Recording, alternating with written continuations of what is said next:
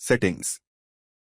Customize how your panel works, from user access to notification preferences. Enable agents. Tick the checkbox labeled.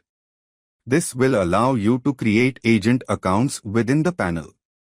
Once created, you can share the login credentials with your team members so they can start handling customer interactions. This feature helps distribute workload and manage conversations efficiently across your team.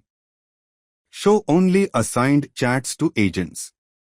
Enable this option to ensure that agents can view only the chats assigned to them. This helps maintain focus and ensures privacy across teams. Unassigned or other agents' conversations will remain hidden from their view. Translation settings. Enable translation settings to communicate with customers in their preferred language. Once enabled, you will be able to send messages in the language you select. This helps in providing a more personalized and inclusive customer experience, especially for diverse or multilingual audiences.